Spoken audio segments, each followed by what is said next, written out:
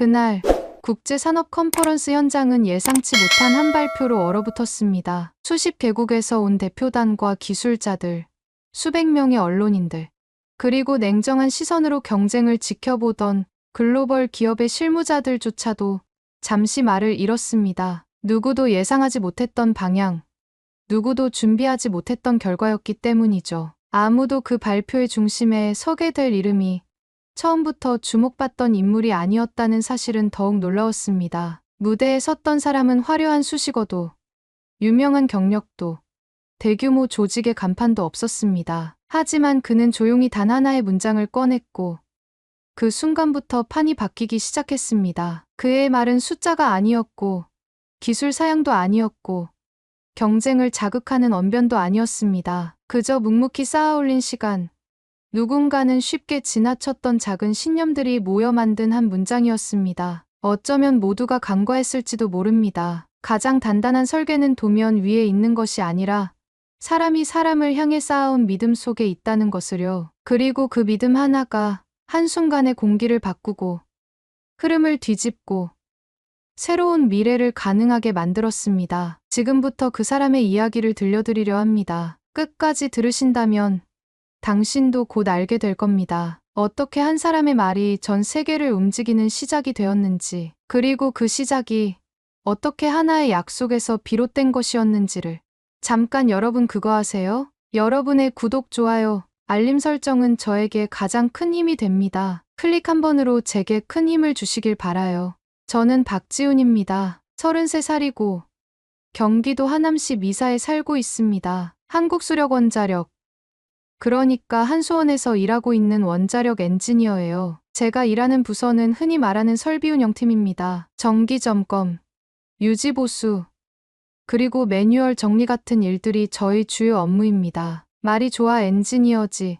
사실상 서류 더미와 씨름하고 자재번호 외우는 게 일상이죠. 아버지는 박영호라고 합니다. 지금은 은퇴하셨지만 저 어릴 적엔 항상 작업복을 입고 퇴근하셨어요. 손에 늘 검댕이 묻어 있었고 주말에도 전화기 붙잡고 해외 기술자들과 통화하시느라 바쁘셨습니다. 그분이 원자력 분야에서 일한 건 거의 30년이 넘습니다. 어릴 땐 그저 바쁜 아버지였지만 제가 고등학생 때 UAE 바라카 원전 수출이 확정됐을 무렵부터 달라 보였습니다. 그날은 아직도 기억에 선명하게 남아있어요. 사막처럼 건조한 겨울날이었는데 퇴근한 아버지가 갑자기 울먹이면서 그러셨어요. 지훈아, 한국 기술이 이제 세계 무대에 섰다.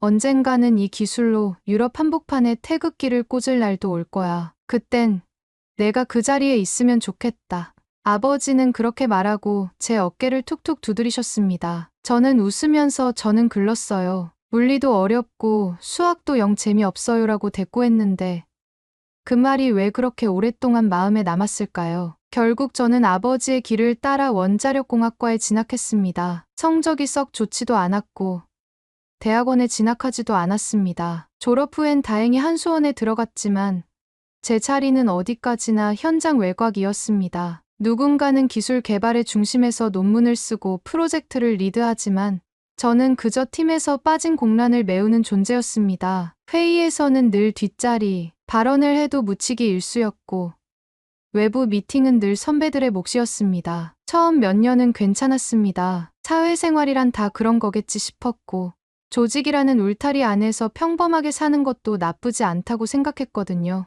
그런데 이상하게 해가 갈수록 자꾸만 허전해졌습니다. 퇴근 후 혼자 편의점에서 컵라면을 먹다가 문득문득 아버지의 마치 앞날을 예언이라도 하는 듯한 의미심장한 말씀이 떠올랐습니다. 유럽의 심장에 기술을 꽂을 날이 올 거야. 그 말이 마치 제 목을 조이듯 들려왔습니다. 나는 지금 그 어디쯤 와 있는 걸까? 가족은 저와 아버지, 어머니 셋이서 살고 있습니다. 어머니는 교사 출신이시고 은퇴 후엔 미술 동호회에서 소소한 취미 활동을 하십니다. 우리 집은 굉장히 조용합니다. 세 식구가 다 자기 일에 몰두하는 편이라 식사 자리도 짧고 대화도 많지 않아요. 그런 분위기 속에서 저도 스스로를 점점 감췄던 것 같습니다. 속마음을 털어놓을 친구도 많지 않았고 직장에서는 더더욱 그랬죠. 그런 제가 갑자기 세간의 주목을 받게 된 건 사실 우연에 가까웠습니다. 본사에서 체코 신규 원전 수출 관련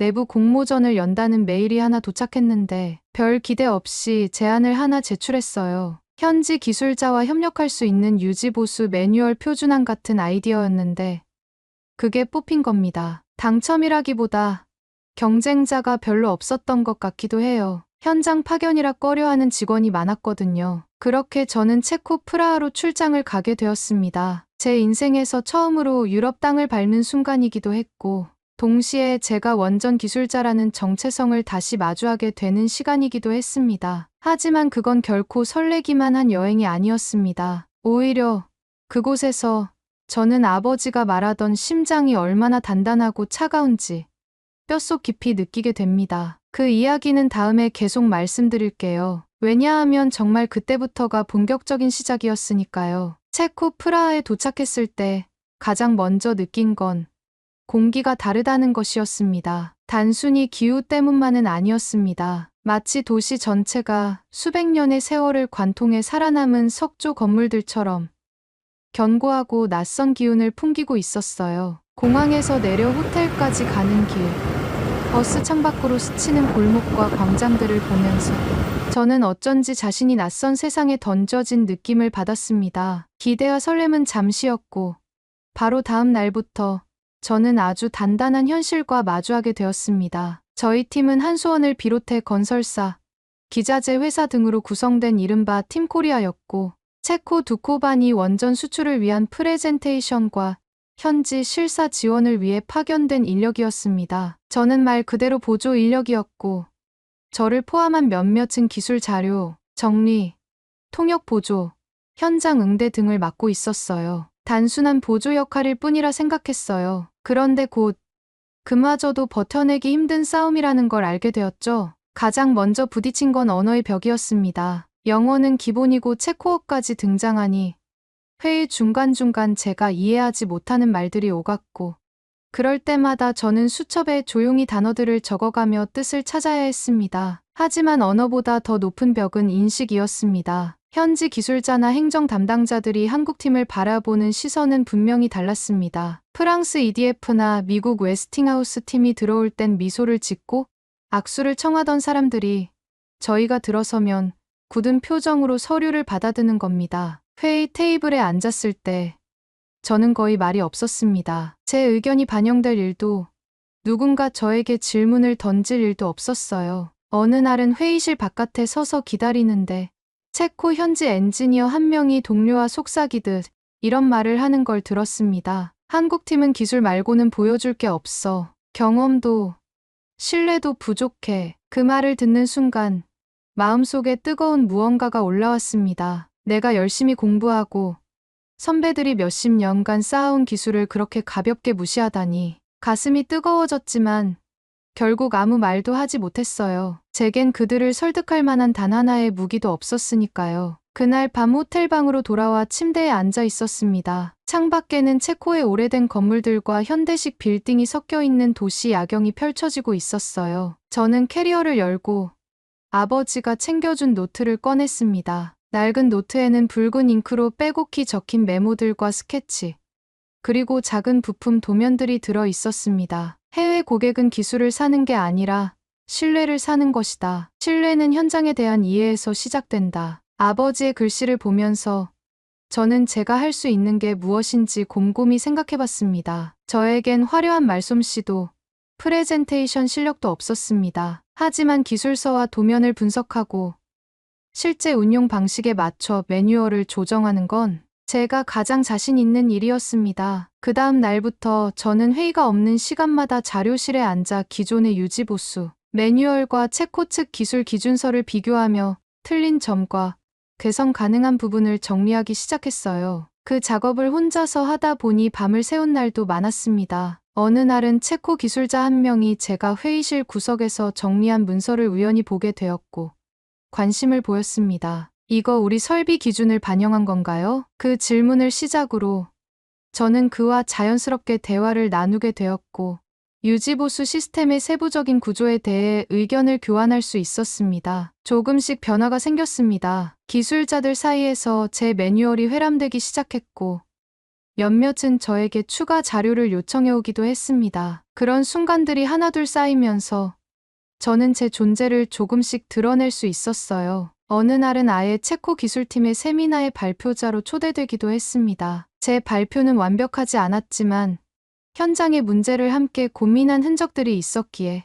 사람들은 진심을 느껴주었던 것 같습니다. 하지만 그 무렵부터 상황은 다시 복잡해졌습니다. 미국의 웨스팅하우스가 체코 반독점 당국의 한국 기술이 자사의 지식재산권을 침해했다는 의혹을 제기하면서 모든 논의가 잠정 중단되었습니다. 팀 전체가 얼어붙었습니다. 일부 언론은 한국 기술은 검증되지 않았다는 보도를 쏟아냈고 회의석상에서는 전면 재검토라는 말까지 나왔습니다. 그동안 쌓아온 신뢰가 순식간에 무너지는 것 같았습니다. 팀 내부에서도 분위기는 좋지 않았습니다. 위쪽에서는 책임 소재를 따지기 시작했고 몇몇은 우리 같은 기술팀에 책임을 돌리는 눈치를 보였습니다. 저도 견디기 힘들었습니다. 밤마다 호텔방에 틀어박혀 TV도 켜지 않은 채 앉아 있었습니다. 그 와중에 어머니에게 전화가 왔고 통화 중간에 눈물이 터지고 말았습니다. 엄마, 아버지가 말한 유럽의 심장이라는 게 이렇게 차가운 줄은 몰랐어요. 한참을 말없이 계시던 어머니가 조용히 꺼낸 그 말. 그게 제 마음을 완전히 뒤집어 놓았습니다. 지훈아, 그 심장을 따뜻하게 만드는 것도 사람이야. 기술이 아니라 사람이. 그 말을 듣고 저는 문득 아버지의 목소리를 떠올렸습니다. 신뢰는 현장에서 시작된다. 저는 죽기 살기로 이를 악물고 포기하지 않기로 했습니다. 다시 노트를 열고 체코 측의 새로운 제안을 준비하기 시작했습니다. 단순한 기술 수출이 아니라 현지 대학과 협업해 기술자를 직접 양성하고 설계 단계부터 공동 참여하는 현지화 통합 모델을 만들자는 아이디어였습니다. 이 모델은 단순히 종이에 그려진 계획이 아니라 우리가 함께 미래를 운영해 나가는 파트너라는 메시지를 담고 있었습니다. 지금 생각해보면 그때가 제 인생에서 가장 뜨거웠던 시간이었습니다. 모두가 흔들리는 와중에도 저는 아버지의 손때 묻은 기술 노트 한 권을 붙잡고 다시 한 발짝 내딛었습니다. 그때는 몰랐어요. 그 작은 노트가, 그리고 그 작은 용기가 결국 다음 장의 반전을 만들게 될 줄은. 프라하에서의 시간은 길게 느껴졌습니다. 처음 며칠은 낯설었던 거리와 풍경이 조금씩 익숙해지고 카를교와 불타바 강변을 따라 걷는 길도 이제는 자연스럽게 느껴졌습니다. 하지만 정작 가장 중요했던 일, 그러니까 체코 두코반이 원전 수출과 관련된 프로젝트는 여전히 미묘한 긴장감 속에 진행되고 있었습니다. 겉으로 보기엔 협상이 순조로워 보였지만 내부적으로는 예측할 수 없는 변수들이 계속 튀어나오고 있었습니다. 미국과 프랑스 팀은 마치 체코라는 나라 전체를 이미 오래전부터 알고 있었던 사람들처럼 행동했습니다. 자국 대사관과의 연계, 언론 플레이, 정부 고위 관계자와의 사적인 만남들까지 모든 게 치밀하게 짜인 시나리오처럼 움직이고 있었어요. 반면 저희 팀은 뭔가 늘 한 발짝 느린 느낌이었습니다. 당연히 기술력은 자신 있었지만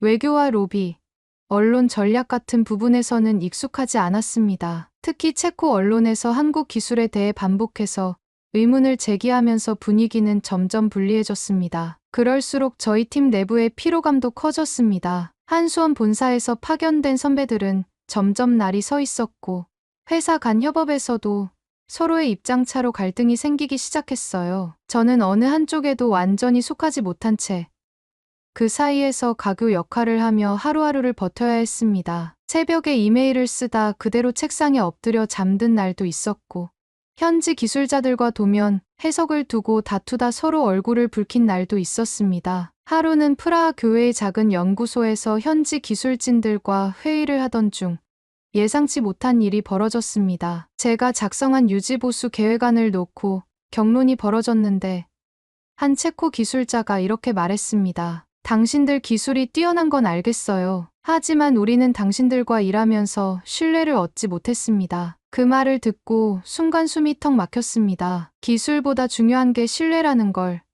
저는 그 순간 처음으로 실감했습니다. 그날 밤 저는 숙소로 돌아와 멍하니 침대에 앉아 있었습니다. 머릿속엔 자꾸 아버지의 말이 떠올랐습니다. 기술은 아무리 완벽해도 그걸 움직이는 사람의 진심이 없으면 소용없다.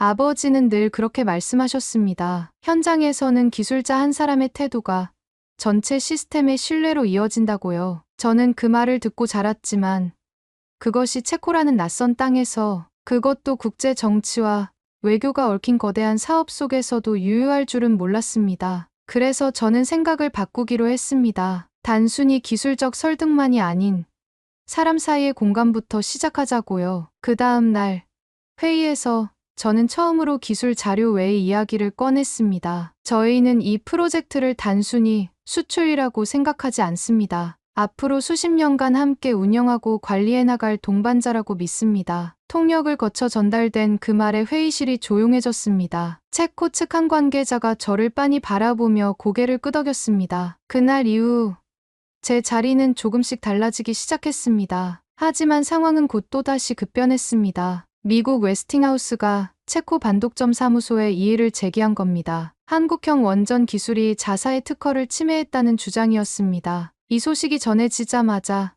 체코 내 여러 언론은 기다렸다는 듯이 한국을 향한 의심의 시선을 쏟아냈습니다. 신뢰할 수 없는 기술인가? 한국형 원전.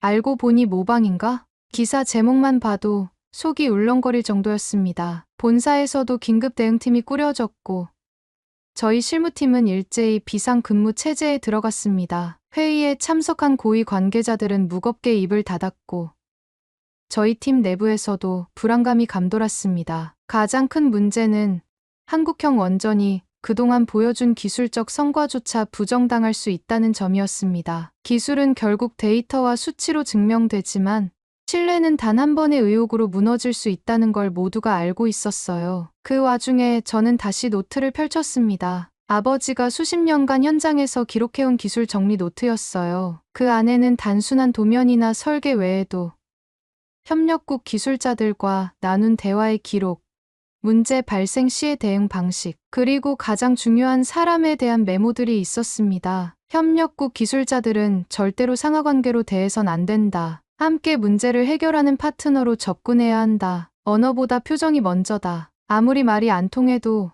진심은 먼저 도착한다. 그 문장들을 읽고 있자니 마음이 뜨거워졌습니다. 그동안 제가 고민하고 실천하려 했던 것들이 틀리지 않았다는 확신이 들었고, 동시에 지금 우리 팀이 필요한 건 바로 이런 방향이라는 생각이 들었습니다. 저는 조용히 프레젠테이션 자료를 다시 만들기 시작했습니다. 이번엔 기존 설계서나 기술 자료가 아니라 체코 현지 기술 인력 양성을 위한 장기 협력 모델, 그리고 체코 대학과의 공동 연구 협약까지 포함한 현지화 기반 제안서를 중심으로 구상했습니다. 프레젠테이션 제목은 단순했습니다. 기술이 아니라 함께 걷는 시간입니다. 이 자료를 본 팀장님이 처음엔 한참을 말없이 읽으시더니 제게 이렇게 말하셨습니다. 지훈 씨, 이건 단순히 기술 제안이 아니라 신뢰 제안이네요. 그 말 한마디에 저는 처음으로 무언가 해냈다는 실감을 얻을 수 있었습니다. 그 제안서가 실제로 채택될지는 그때까지만 해도 알 수 없었습니다. 하지만 분명했던 건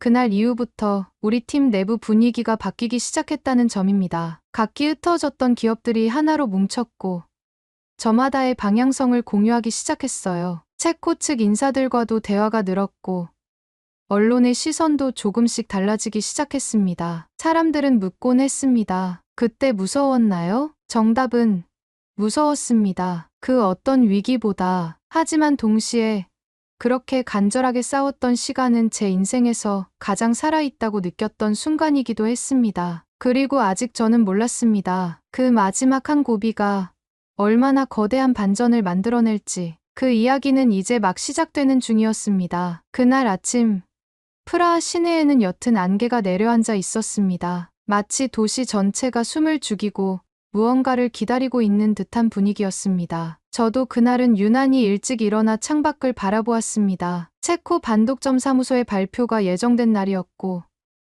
지난 몇 달간 저희 팀이 쏟아부은 모든 시간과 노력, 그리고 감정이 그 한순간에 갈리게 되는 날이기도 했습니다. 아무도 그 결과를 예측할 수 없었어요. 저희는 할 수 있는 건 다 했습니다. 기술적 근거 자료, 현지화 전략, 협력 제안서, 대학과의 공동연구 협약 초안까지. 때로는 잠을 줄여가며, 때로는 의견 충돌을 견디며, 정말 매일을 버티듯 살아왔습니다. 회의장으로 향하는 길, 저희 팀 차량 안은 조용했습니다. 누군가는 눈을 감고 있었고, 누군가는 핸드폰으로 마지막 뉴스 속보를 확인하고 있었어요. 저는 그냥 손에 쥐고 있던 아버지의 노트를 조용히 다시 펼쳐보았습니다. 거기에는 이런 문장이 적혀 있었습니다. 기술은 전달되는 것이 아니라 이해되고 함께 운용되어야 완성된다. 회의실에 도착했을 때 예상보다 많은 취재진과 정부 관계자들이 와 있었습니다. 긴 테이블 위에는 각국 대표팀의 이름표가 놓여 있었고,